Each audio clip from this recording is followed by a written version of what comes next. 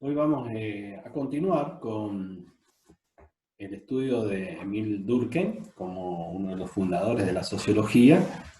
Estábamos con el libro de las reglas del método sociológico, donde él define el objeto de la sociología y el método propio para esta ciencia. Recordemos que su intención es dotar ya a la sociología de un carácter científico acorde a lo que se consideraba ciencia en su época, mediados y fines del siglo XIX, y que tiene como modelo lo que se denomina el positivismo. Es decir, una manera de conocer la realidad a partir de un método que es el método científico, tomando como modelo el método de las ciencias físico-naturales, ¿no? Que trata a los hechos.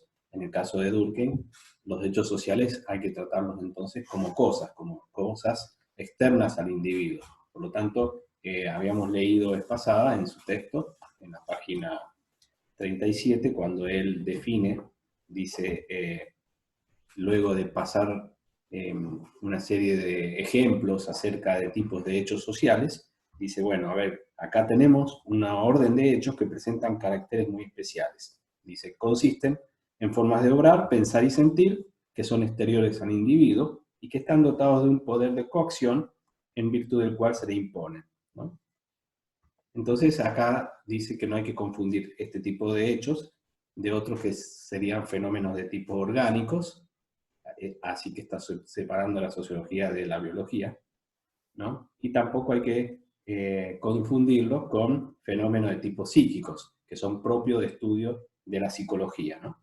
Entonces, bueno, dice, constituyen estos hechos una especie nueva y es a ellos a los que tenemos que dar la calificación de hechos sociales. Bueno, entonces, finalmente, luego en este párrafo dice, ellos son, por consiguiente, el dominio propio de la sociología. Dice, sin embargo, al final de la página 37, sin embargo, como los ejemplos que acabamos de citar, muchos ejemplos que ha dado antes, por ejemplo, reglas jurídicas, morales, dogmas religiosos, sistemas financieros, son externos al individuo, el lenguaje mismo. Dice, consisten todos ellos en creencias o en prácticas constituidas. Es decir, constituidas, es decir, ya están antes que el individuo que actúa, ¿no? Entonces dice, podría creerse, de acuerdo con lo que precede, que no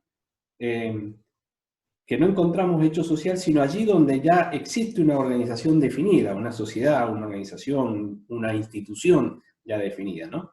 Pero dice, hay otros hechos, sin embargo, que sin presentar estas formas ya cristalizadas, tienen la misma objetividad y el mismo ascendiente sobre el individuo.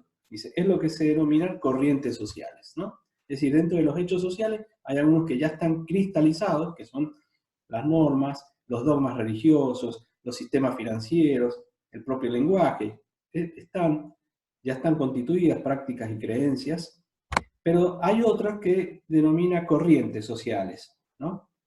Dice, así, por ejemplo, en una asamblea los grandes movimientos de entusiasmos, indignación o de piedad que se producen no tienen por origen ninguna conciencia particular, vienen a cada uno de nosotros desde el exterior. Imaginémonos si estamos en una cancha de fútbol, la euforia que se produce, eso no viene de un hecho individual, sino que viene del exterior y produce en nosotros esta euforia. Lo mismo si estamos en una iglesia y se produce a partir de los rezos, algún tipo de entusiasmo de tipo místico, religioso. Bueno, esos también son hechos sociales a los que él le denomina corrientes sociales, en el cual el individuo se ve envuelto.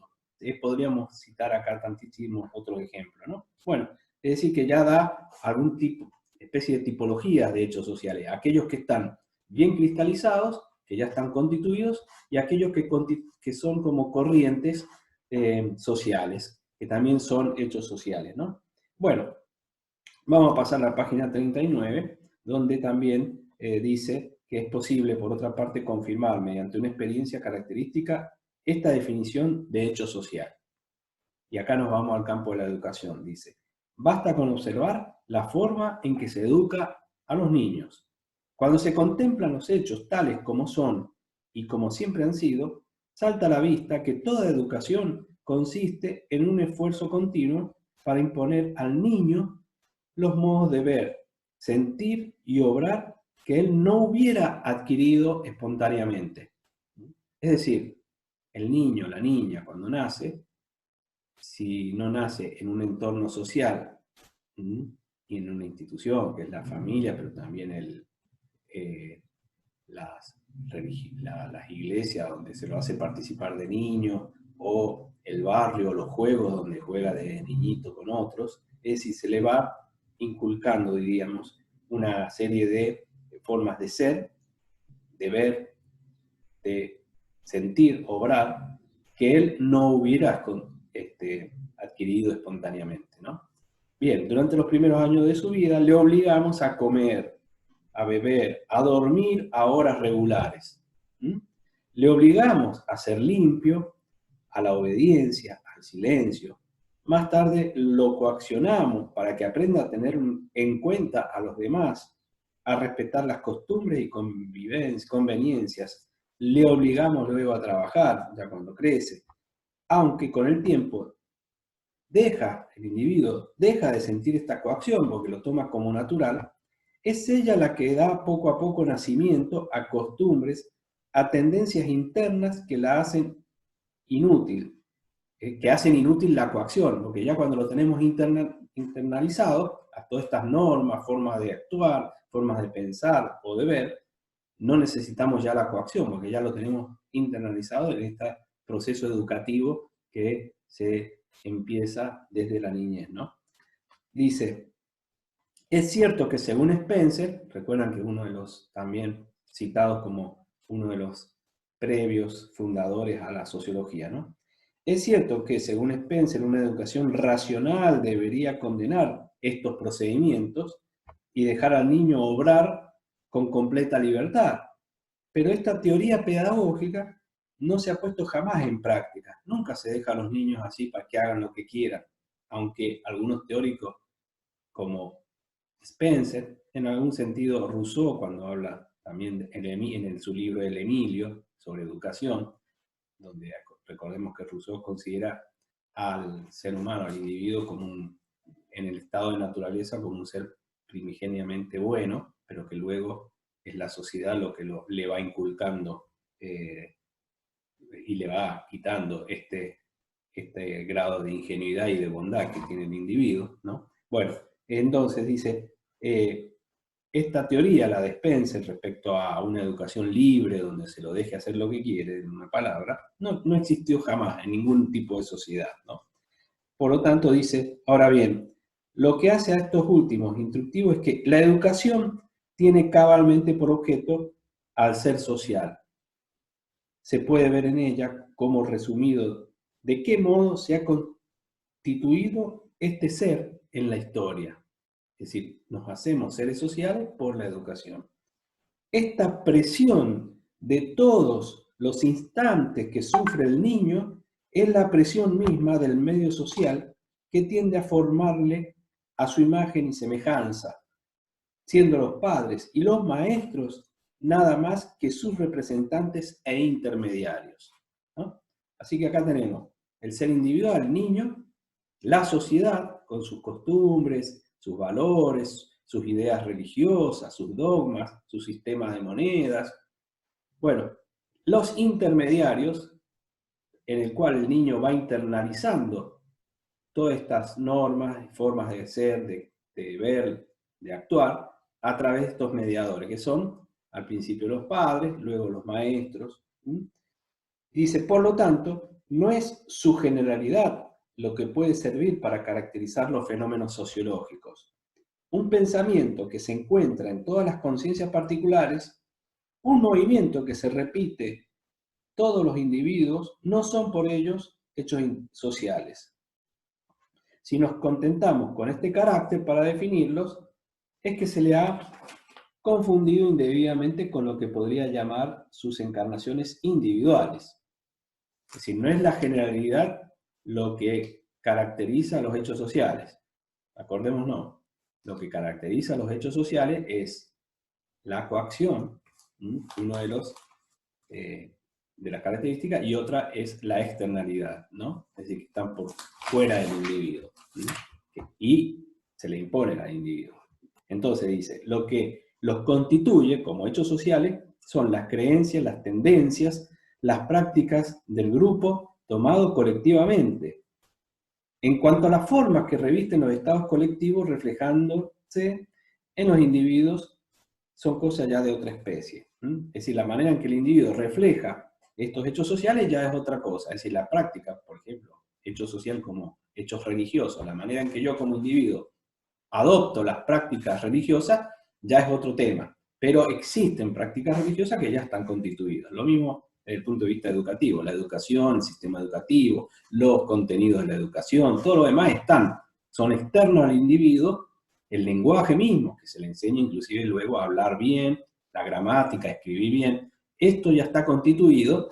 Después, el modo en que el individuo lo adopta y lo expresa, ya es otra cosa, pero lo que son hechos sociales es lo externo, lo que ya está en cierta manera constituido, instituido, ¿no?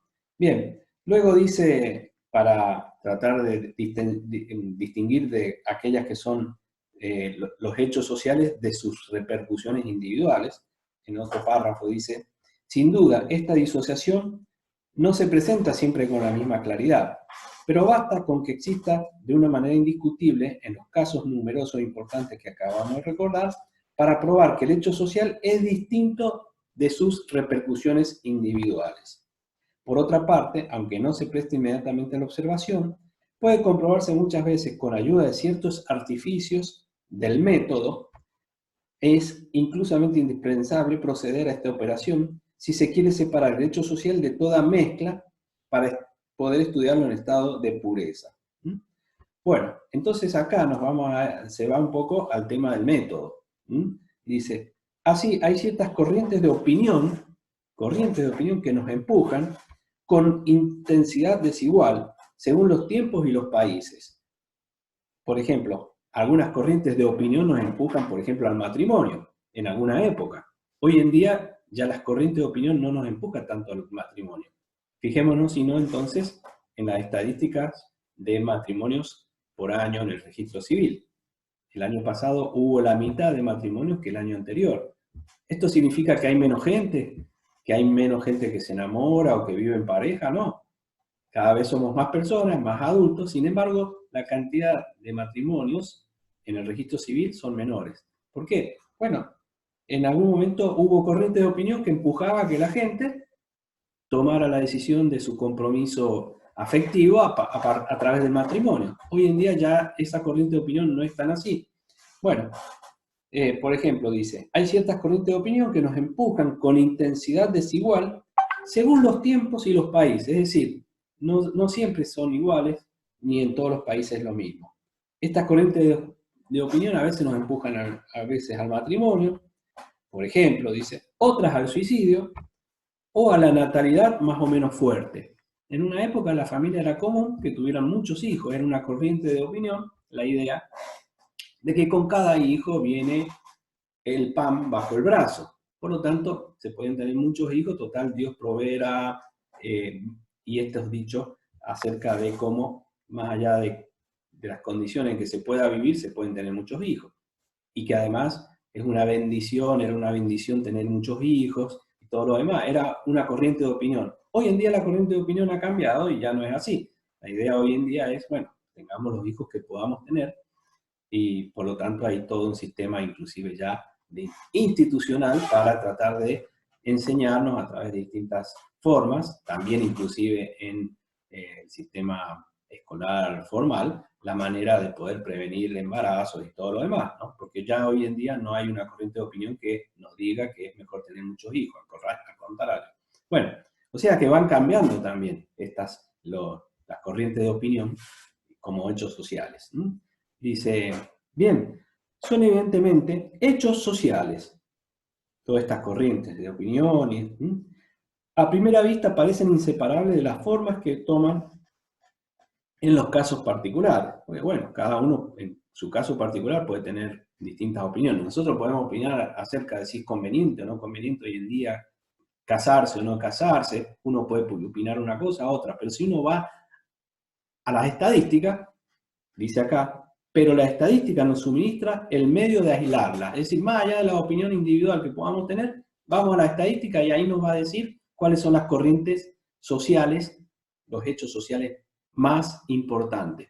Uno va a la estadística y te das cuenta que, por ejemplo, los matrimonios cada año disminuyen la cantidad de matrimonios. Por lo tanto, más allá de las opiniones que podamos tener individuales acerca del matrimonio, si es bueno, si no es bueno, los hechos nos dicen, las estadísticas, que la gente se casa menos que antes. Ese es un hecho social indiscutible, es objetivo, más allá de lo que yo piense, me guste o no me guste, es un hecho social. Lo mismo podemos decir de otros temas, por ejemplo, como el estudio que hizo Durkheim acerca del suicidio. Podemos opinar mucho sobre el suicidio y estudiarlo desde el punto de vista psicológico, las causas, pero si uno va a la estadística, uno va a ver que puede haber mayores tendencias y corrientes hacia suicidio o menores. Por eso se estudia mucho, por ejemplo, en salud mental acá en La Rioja. ¿Qué pasa? Porque La Rioja tiene una tasa de suicidio que en general es bastante mayor que la media nacional. Por lo general, la media nacional se suele haber unos 7, 8 suicidios cada 100.000 habitantes por año. La Rioja, en cambio, tiene una tasa de suicidio entre 11, 12 por 100.000 habitantes por año. Es decir, es una tasa bastante más alta que la media. Es decir, algo sucede en el medio social, que hay cierta corriente que empujaría a ciertos individuos a tomar esa decisión. Bueno, por lo tanto es la estadística como método el que acude Durkheim para poder aislar los hechos sociales de aquellas formas individuales de pensar, de sentir o de actuar. Entonces dice, en efecto, son expresadas numéricamente, no sin exactitud, dice, por ejemplo, para la natalidad, la nupcialidad, los suicidios, es decir, por el número que se obtiene dividiendo la media total anual de matrimonios, nacimientos, muertes voluntarias por el hombre en estado de casarse, de procrear o de suicidarse.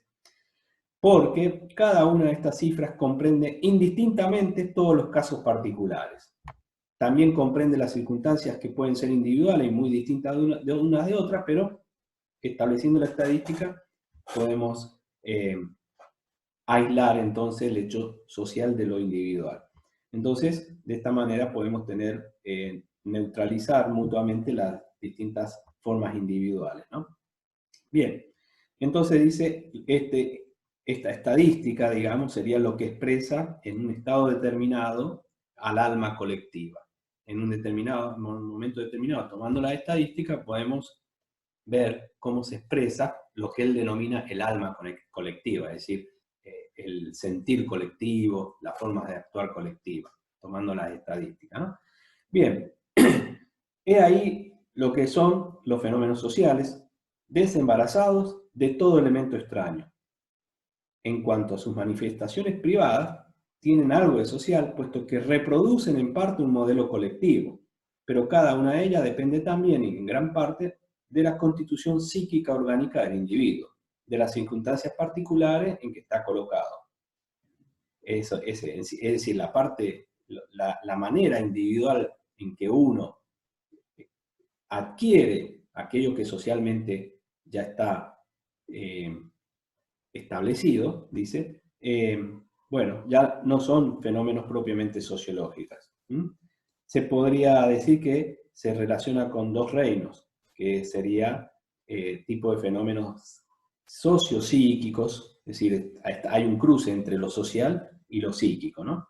Interesan al sociólogo sin constituir la materia inmediata de la sociología.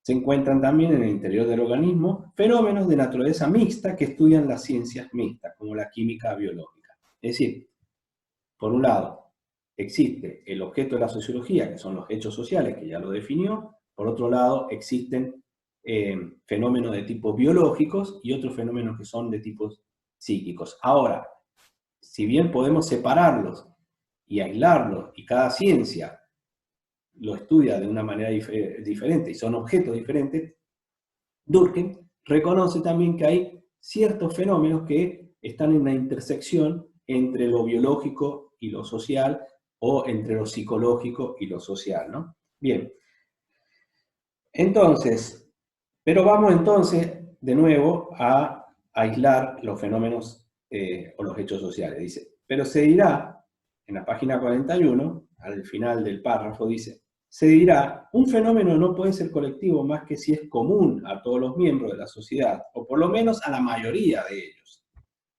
Si es general. Sin duda, dice, sin duda, los fenómenos tienen que ser más o menos generales. Si es general, dice, es porque es colectivo.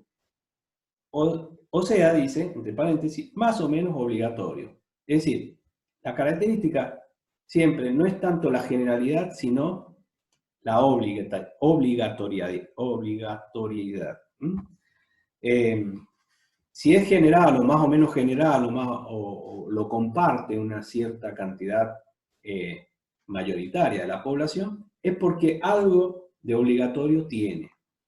¿Qué significa esta obligatoriedad? Bueno, puede ser que si yo hago de manera distinta me van a ver mal, o se van a burlar, o lo que sea, o si es un hecho de otro tipo de conducta, hasta, como decíamos antes, uno puede ir preso o ser reprimido.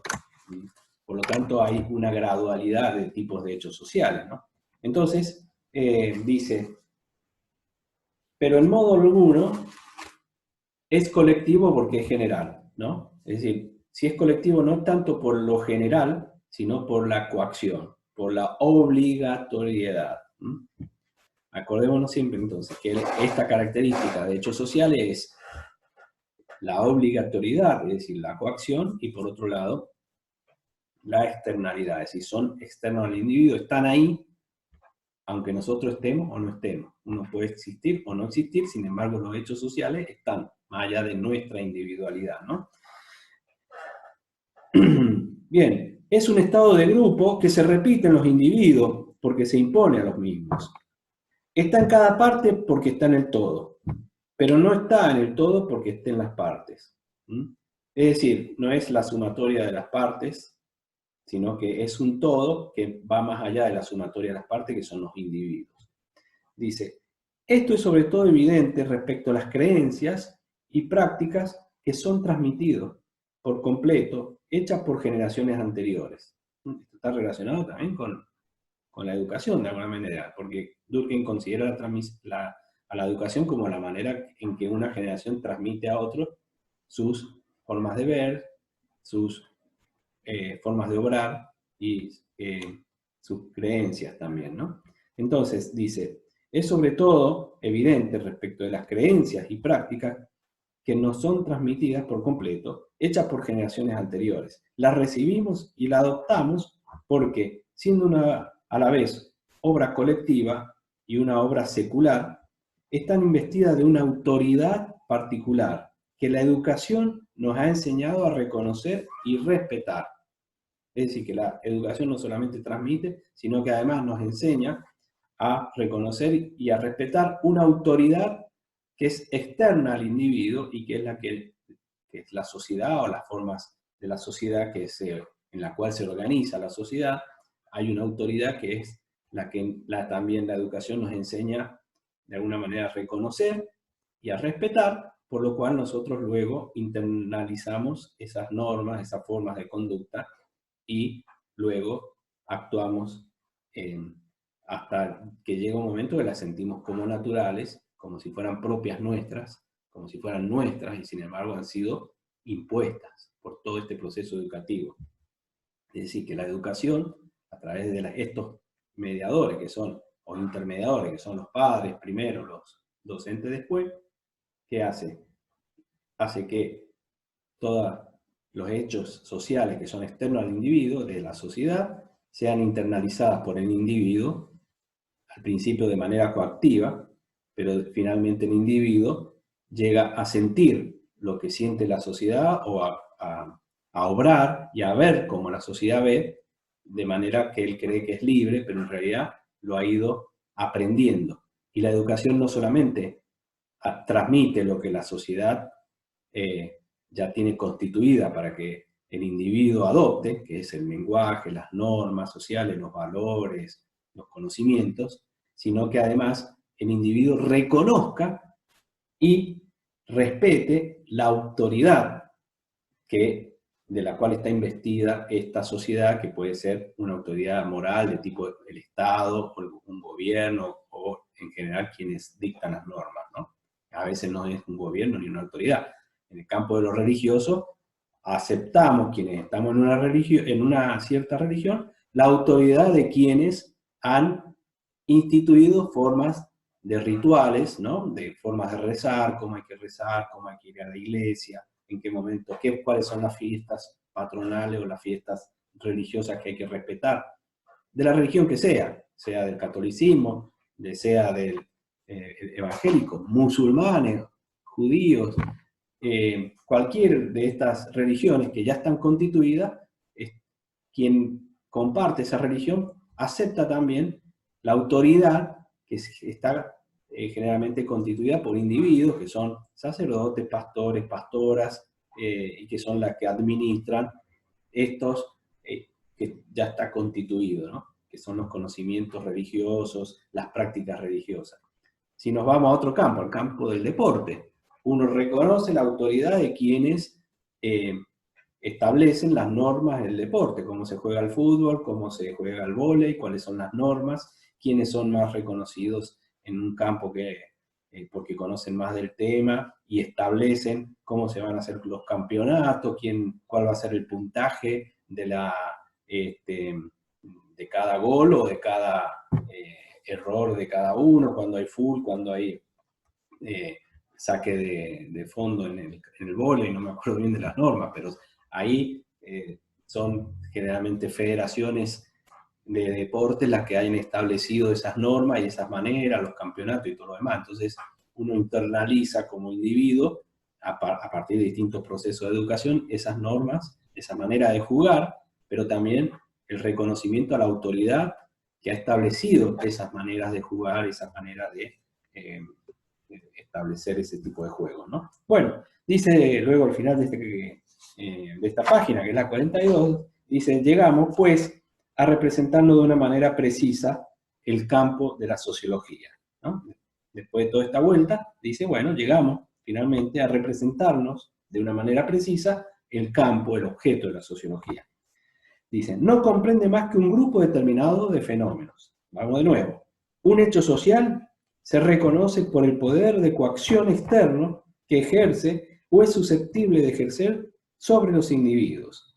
Y la presencia de este poder se reconoce a su vez, sea por la existencia de una sanción determinada, sea por la resistencia que el hecho opone a toda empresa individual que tienda a violarlo. O sea, este poder coactivo se reconoce, o porque uno reconoce la existencia de una norma que ya está establecida, o porque si uno se resiste, siente que hay una reprimenda al hecho de violar esa norma, ¿no? Sin embargo, dice, se le puede definir a lo hecho social también por la difusión que presenta en el interior del grupo, a condición de que, siguiendo las observaciones presentes, se tenga cuidado de añadir como característica segunda y esencial que existe independientemente de las formas individuales que toman al difundirse, ¿no? Es decir, en este párrafo, presten atención, entonces tenemos nuevamente las dos características.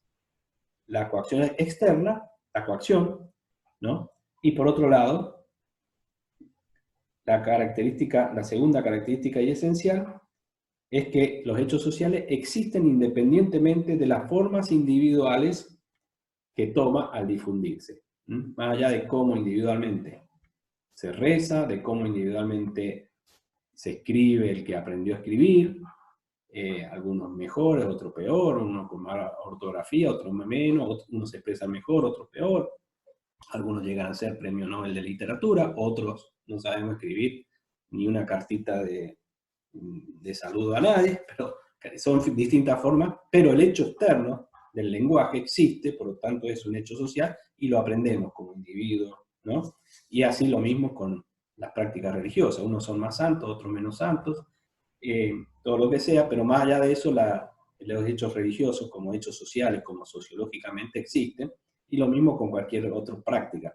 Yo he tratado de ser un excelente jugador de fútbol y nunca lo logré, jugué al fútbol en algún momento, después me tuve que resignar a que no era bueno, entonces me gusta mirarlo, y seguramente a ustedes les pasará lo mismo, bailar, ¿no? Es un hecho social, existen los bailes, el folclore está lleno de bailes con sus reglas, con sus normas, pero cualquier otro baile, cuarteto, cumbia, bachata, ¿no? Son hechos, están ahí más allá de cómo lo baile uno. Uno lo bailan perfecto, otro somos pataduras, y bueno, pero está ahí como hecho social, es externo. Si yo voy a un baile y están bailando bachata y me pongo a bailar como un rock and roll, me van a ver y van a decir, y aparte uno mismo se siente, no sé si les ha pasado a ustedes, pero uno empieza a mirar a ver cómo bailan los otros, que bailan muy bien, y uno dice, bueno, uno se cohíbe, y ni siquiera eso es bueno, porque cuando uno se cohíbe se pone más duro todavía y baila peor. Bueno, eso me ha pasado. Algunos, en cambio, son excelentes bailarines, o lo aprenden en instituciones informales, ¿no? Escuelas para aprender a bailar bachata, salsa, cuarteto, tango. Bueno, por lo tanto hay una cantidad de estos hechos sociales que se pueden estudiar desde la sociología, ¿no? Bueno, pero son estas las características, ¿no? Por un lado, existe una coacción externa, y por otro lado, son hechos que van más allá del individuo, que están ahí constituidos. Entonces dice, en efecto, la coacción es fácil de comprobar cuando se traduce al exterior por alguna reacción directa de la sociedad, como ocurre con el derecho, la moral, las creencias, costumbres, incluso con las modas. Pero cuando no es más que indirecta, ese está sonando ya para ir terminando. Bueno,